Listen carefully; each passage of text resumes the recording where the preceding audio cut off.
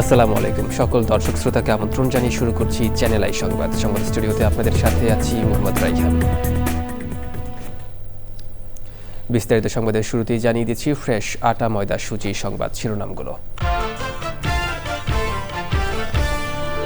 ত্রয়োদশ সংসদ নির্বাচন ও গণভোটের তফসিল ঘোষণা সন্ধ্যা ৬টায়। বঙ্গভবনে রাষ্ট্রপতির সঙ্গে সিএসি ও ৪ কমিশনারের সাক্ষাৎ। উপদেষ্টা পরিষদ থেকে আসিফ মাহমুদ ও মাহফুজ আলমের পদত্যাগ, ইসির তফসিল ঘোষণার পরপরই কার্যকর।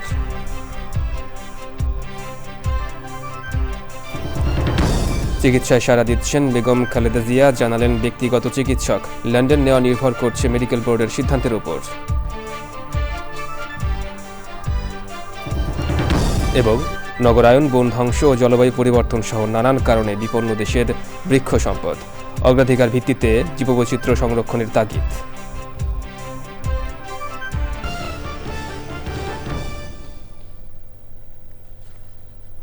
দর্শক, সংবাদ শিরোনামগুলো জানাচ্ছিলাম। এখনকার এই সংবাদ আয়োজন একই সঙ্গে চ্যানেল আইয়ের ইউটিউব চ্যানেল এবং চ্যানেল আইয়ের ওটিটি প্ল্যাটফর্ম আই স্ক্রিনে লাইভ স্ট্রিম হচ্ছে। এবার বিস্তারিত প্রসঙ্গ। আর শুরুতেই জাতীয় সংসদ নির্বাচন 2026।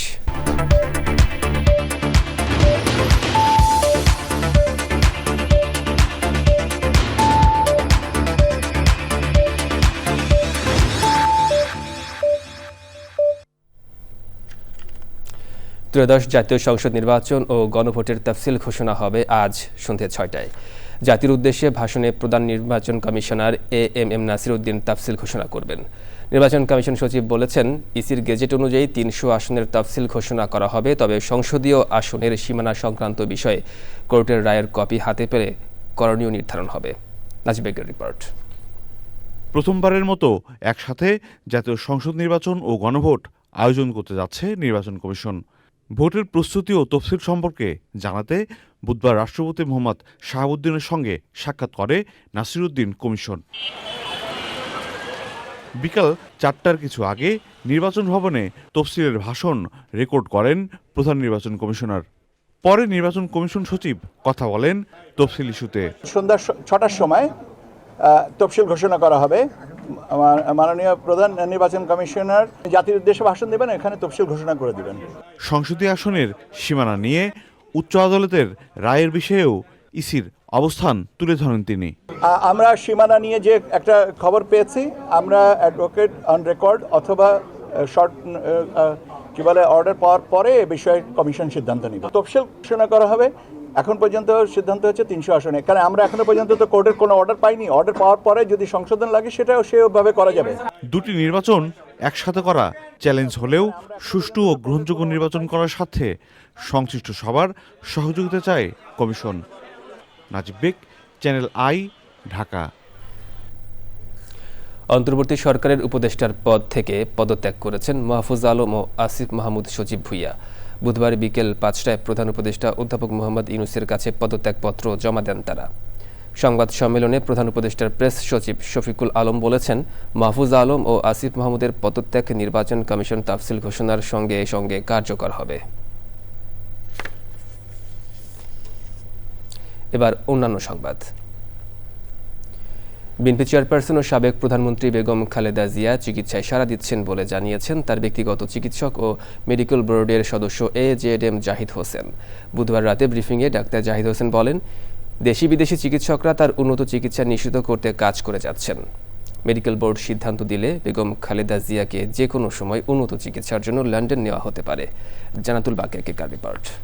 রাজধানীর এভারকেয়ার হাসপাতালে চিকিৎসাধীন বেগম খালেদা জিয়ার শারীরিক অবস্থার সর্বশেষ পরিস্থিতি নিয়ে বুধবার রাতে মেডিকেল বোর্ডের ব্রিফিং। বেগম খালেদা জিয়া গত ২৩ নভেম্বর থেকে রাজধানীর এভারকেয়ার হাসপাতালে চিকিৎসাধীন। ২৭ নভেম্বর তার শারীরিক অবস্থার অবনতি হয়। এরপর থেকে বেগম খালেদা জিয়ার শারীরিক অবস্থা নিয়ে বিভিন্ন সময় তার দল ও মেডিকেল বোর্ডের তরফে সর্বশেষ অবস্থা জানানো হচ্ছে। আইসিইউতে উনি চিকিৎসাধীন আছেন এবং উনি সর্বোচ্চ চিকিৎসা ব্যবস্থার সর্বোচ্চ পর্যায়ে একটি সংকটাপন্ন মানুষের জন্য যেটি প্রয়োজন সেই চিকিৎসার মধ্যেই উনি আছেন এবং উনি চিকিৎসাধীন আছেন। এটি নিয়ে কোনো অবস্থাতেই কোনো গুজবে কান না দেওয়ার জন্য আমি আপনাদের মাধ্যমে সকলের প্রতি বিনীত অনুরোধ জানাচ্ছি। বিএনপি চেয়ারপারসন বেগম খালেদা জিয়ার জন্য গঠিত মেডিকেল বোর্ডের সদস্য ডাক্তার AZM জাহিদ হোসেন বুধবার রাতে জানান, বিএনপি চেয়ারপারসনের উন্নত চিকিৎসা নিশ্চিত করতে দেশি বিদেশি চিকিৎসকরা কাজ করছেন। সর্বোত্তম সেবা ওনার জন্য নিশ্চিত করা যায় এবং পৃথিবীর মধ্যে যাতে ভালো চিকিৎসা সেটি উনি পেতে পারেন, সেই জন্য এখানে রেখেও সকল পর্যায়ের চিকিৎসকদের দেশে বিদেশের তাদের পরামর্শক্রমে ওনার চিকিৎসা অব্যাহত রয়েছে। মেডিকেল বোর্ড সিদ্ধান্ত দিলে বেগম খালেদা জিয়াকে যে কোনো সময় উন্নত চিকিৎসার জন্য লন্ডন নেওয়া হতে পারে। ধন্যবাদ। জান্নাতুল বাকিয়া কেকা, চ্যানেল আই, ঢাকা। সরকারের কাছ থেকে সহযোগিতা না পেয়ে বাংলাদেশি ব্যবসায়ীরা বিদেশে চলে যাচ্ছেন বলে মন্তব্য করেছেন জাতীয় রাজস্ব বোর্ডের চেয়ারম্যান আব্দুর রহমান খান। ব্যবসায়ীদের হয়রানি বলেও জানান তিনি। জাতীয় ভ্যাট দিবসের ওই অনুষ্ঠানে অর্থ উপদেষ্টা বলেন, মানুষ ভ্যাট দিচ্ছে কিন্তু সেটা সরকারের কোষাগারে ঠিকমতো যায় না। রিজভী নিয়াজের রিপোর্ট। রাজধানীতে ভ্যাট দিবস ও ভ্যাট সপ্তাহের অনুষ্ঠান। মূল প্রবন্ধে মূসক নিরীক্ষা ও গোয়েন্দার দায়িত্বে থাকা এনবিআর সদস্য সৈয়দ মুশফিক আহমেদ বলেন, ডিসেম্বরের মধ্যে নতুন করে 1 লাখ ভ্যাটদারি নিবন্ধনের লক্ষ্য ঠিক করেছেন তারা। আগারগাঁওয়ে জাতীয় রাজস্ব বোর্ড ভবনে অনুষ্ঠানে ভ্যাট নিয়ে মতামত দেন ব্যবসায়ীরা। আমি ভ্যাট কালেক্ট করলাম আপনার কাছ থেকে, কিন্তু আমি সেটা দিলাম না। অতএব it has to be automated. Proud feel করি যে আমরা বাংলাদেশের নাম্বার 1 ট্যাক্স প্রোভাইডার। একই সাথে যদি আমরা দেখি যে ট্যাক্স ভ্যাট টুগেদার আমরা দ্বিতীয় সর্বোচ্চ কন্ট্রিবিউটর। আমাদের রেভিনিউয়ের 78% ন্যাশনাল এক্সচেকারের কাছে যায়। প্রধান অতিথির বক্তব্যে অর্থ উপদেষ্টা বলেন, ধার দেনা করে উন্নয়ন টেকসই হয় না। আমরা বাইরে থেকে ধার করে নিয়ে আসছি, কিছুটা গ্র্যান্ট পাই এবং ধারের আপনারা জানেন যে কত রকম ইন্টারেস্ট দিতে হয়। এটা বুঝতে পারি স্বপ্নের পোলাও খাওয়ার মতো তো না, মানে স্বপ্নের পোলাও খাবো তার থেকে দিয়ে ঢালবো, কোনো কষ্ট নাই, এখানে কষ্ট ইনভলভ বাইরে থেকে যায়। ব্যবসায়ীদের অহেতুক হয়রানি বন্ধের উপর জোর দিচ্ছে এনবিআর। সেখানে যদি আমি বলি যে শুধুমাত্র যাদের কাছ থেকে ট্যাক্স পাই তারাই ট্যাক্স দিবে আর বাকিরা কেউ ট্যাক্স দেবে না, তাহলে এই যে বৈষম্য, তাহলে আমাদের যারা কমপ্লায়েন্ট ট্যাক্স পেয়ার তারা তো একসময় বাংলাদেশে ব্যবসা বাণিজ্য বন্ধ করে দেবে। এখন কিন্তু অনেকেই বিদেশে ইনভেস্টমেন্ট শুরু করেছে, কিন্তু বাংলাদেশি ব্যবসায়ী তারা বাংলাদেশ ছেড়ে বিদেশে ইনভেস্টমেন্ট করতে চায়। জিডিপির কথা সবাই বলে গেছেন যে আসলে এটা আমরা কি বলবো, লোয়েস্ট ইন দ্য ওয়ার্ল্ডও বলি মাঝে মাঝে। এনবিআর চেয়ারম্যান গতকালই বলেছে এটা উগান্ডার চেয়েও খারাপ অবস্থা। কাজেই আমরা বুঝতে পারছি যে এটার ইমপ্রুভমেন্ট কতটা জরুরি। গত অর্থ বছরে ভ্যাট থেকে সরকারের আয় হয়েছে 1,92,588 কোটি টাকা। এক বছরে যে পরিমাণ রিফর্ম হয়েছে। Rizvi Nawaz, channel I, Dhaka. রাজশাহীর তানোরে 50 ফুট গভীর গর্তে পড়ে যাওয়া শিশু সাজিদকে উদ্ধারের অভিযান চলছে। বুধবার বিকেল 5টায় ভেকু আসার পর উদ্ধার অভিযান শুরু হয়। দীর্ঘ 12 ঘন্টা ধরে উদ্ধার অভিযান চললেও শিশুটিকে এখনও উদ্ধার করা সম্ভব হয়নি। বুধবার দুপুর 1টার দিকে তানোর উপজেলার কোয়েলহাট গ্রামে মায়ের সাথে যাওয়ার সময় গভীর গর্তের খোলা মুখ দিয়ে ভেতরে পড়ে যায় 2 বছরের শিশু সাজিদ। খবর পেয়ে দুপুর 1:45 থেকে ফায়ার সার্ভিসের একটি ইউনিট ঘটনাস্থলে পৌঁছায়। তবে ভেকু না থাকায় সে সময় উদ্ধার অভিযান শুরু করা যায়নি। সবশেষ ফায়ার সার্ভিসের 3টি ইউনিট এবং ভেকুর সাহায্যে উদ্ধার অভিযান চলছে। ফায়ার সার্ভিসের রাজশাহী জেলার সহকারী পরিচালক দিদারুল আলম জানান, এখন পর্যন্ত শিশুটি জীবিত আছে বলে ধারণা করা হচ্ছে। স্থানীয় পুলিশ প্রশাসন সহ উদ্ধার কর্মীরা মাঠে রয়েছেন।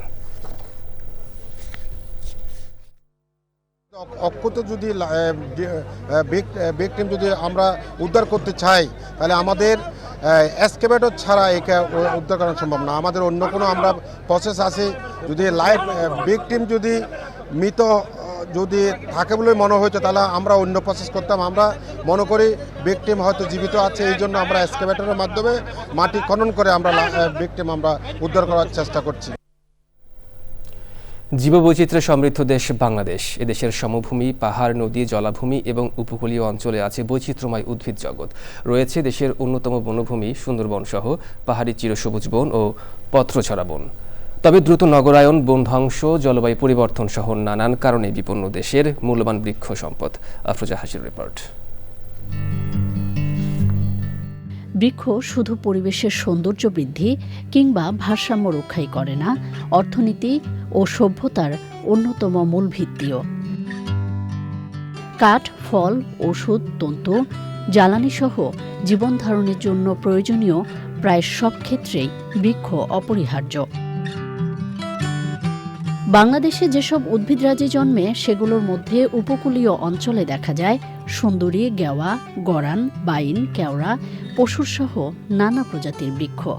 আর পাহাড়ি বনভূমিতে গর্জন, জাম, জামরুল, করই, চাপালিশ, ডুমুর, সেগুন ও গামারির মতো দ্রুত বর্ধনশীল কাষ্ঠল গাছের দেখা মেলে।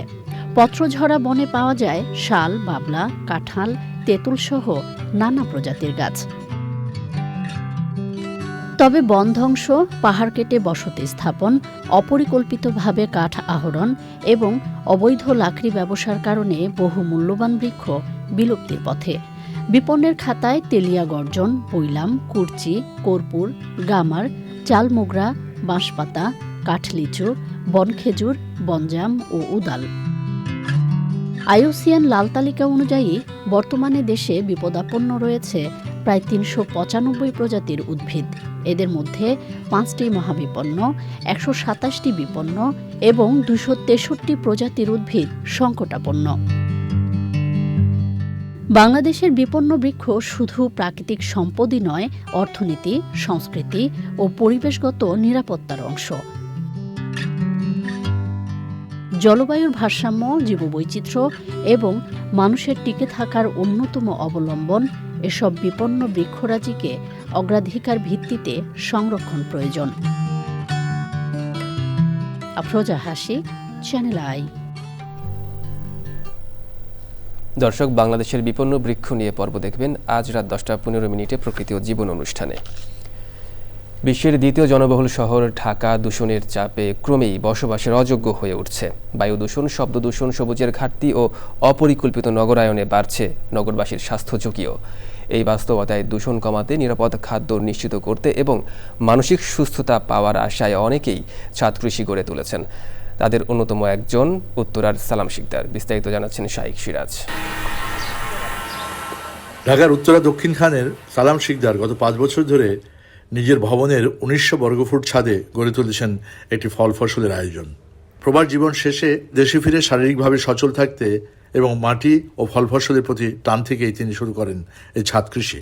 দেশে আসার পরে আর আমি কোনো কাজকর্ম আর করি নাই, রিটায়ার্ড হয়ে গেছি। তো রিটায়ার হওয়ার পরে আমি চিন্তা করলাম বাড়িতে আসার পরে যদি এভাবে বসে থাকি তাহলে আমি অসুস্থ হয়ে যাব। চিন্তা করলাম যে আমারও সময় পাস হবে এবং আমি যদি শাকসবজি কিছু বুনি আমার ফ্যামিলিগত এটা চালাইতে পারব। ড্রাগন ফল, কলা, ডালিম সহ নানা ফল আর সবজির গাছ এই ছাদকে করেছে সবুজ আর সজীব।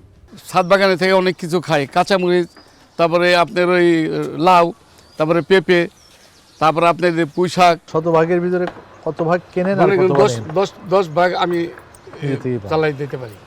নিরাপদ খাদ্যের সন্ধানে অনুশীলন করেন জৈব পদ্ধতি, যা এগিয়ে নিতে যুক্ত হন পরিবারের সদস্যরাও। জীবনের একটা নির্দিষ্ট বয়সে এসে মানুষ তার বেঁচে থাকার জন্য একটা বিকল্প খুঁজে বেড়ায়। এরকম অসংখ্য ছাদ কৃষক আমরা পেয়েছি যারা বার্ধক্যজনিত, রোগ ব্যাধিজনিত এবং বয়সের একটা শেষ সময় এসে ছাদ কৃষিকে আগলে থেকে ভালো আছেন।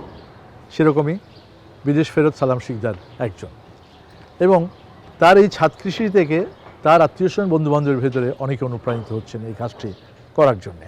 এভাবেই আসলে ছাদ কৃষি সারা বাংলাদেশে সম্প্রসারিত হচ্ছে। সালাম শিকদারের ছাদ থেকে শাইখ সিরাজ, চ্যানেল। দর্শক, এ নিয়ে বিস্তারিত প্রতিবেদন দেখবেন আজ বেলা 3:05 হৃদয়ে মাটি ও মানুষের ডাক অনুষ্ঠানে। দেখছেন চ্যানেল আই সংবাদ। এবার বিরতি। দর্শক, বিরতির পর আরও একবার স্বাগত চ্যানেল আই সংবাদে। এবার নিটোল টাটা কৃষি সংবাদ।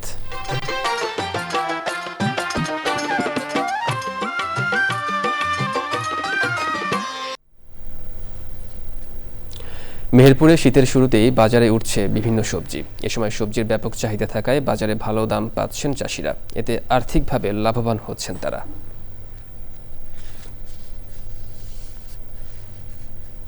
এবার প্রকৃতি সংবাদ।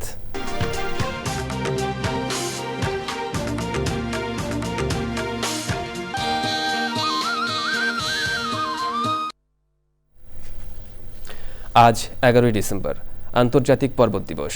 পাহাড় পরিবেশ রক্ষা এবং টেকসই পাহাড় ব্যবস্থাপনার গুরুত্ব তুলে ধরতে প্রতি বছর এই দিবস পালিত হয়। পাহাড় কাটা, বন ধ্বংস ও অপরিকল্পিত বসতির কারণে ঝুঁকি বাড়ছে মানুষের জীবন ও প্রকৃতির। বনজ সম্পদ আহরণ, পাথর উত্তোলন আর অপরিকল্পিত বসতি শুধু পাহাড়কেই বিপন্ন করেনি, বর্ষায় ভূমিধস ও প্রাণহানি বাড়ছে। পাহাড় অক্ষুণ্ণ রেখে উন্নয়নের তাগিদ বিশেষজ্ঞদের। দর্শক, সংবাদ শেষ করবো, তবে যাবার আগে ফ্রেশ আটা, ময়দা, সুজি সংবাদ শিরোনামগুলো জানিয়ে দিচ্ছি আরও একবার। ত্রয়োদশ সংসদ নির্বাচন ও গণভোটের তফসিল ঘোষণা সন্ধ্যে 6টায় বঙ্গভবনে রাষ্ট্রপতির সঙ্গে সিইসি ও 4 কমিশনারের সাক্ষাৎ। উপদেষ্টা পরিষদ থেকে আসিফ মাহমুদ ও মাহফুজ আলমের পদত্যাগ ইসির তফসিল ঘোষণার পরপরই কার্যকর। চিকিৎসায় সাড়া দিচ্ছেন বেগম খালেদা জিয়া, জানালেন ব্যক্তিগত চিকিৎসক। লন্ডন নেওয়া নির্ভর করছে মেডিকেল বোর্ডের সিদ্ধান্তের উপর।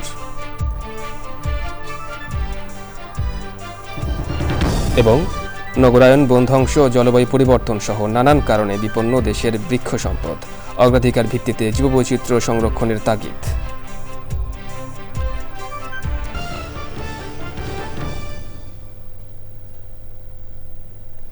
দর্শক, চ্যানেল আইয়ের সর্বশেষ সংবাদ জানতে ভিজিট করুন channelionline.com-এ। যুক্ত থাকুন আমাদের সোশ্যাল মিডিয়ার প্ল্যাটফর্মগুলোর সাথে। এতক্ষণ সঙ্গে থাকার জন্য ধন্যবাদ সবাইকে।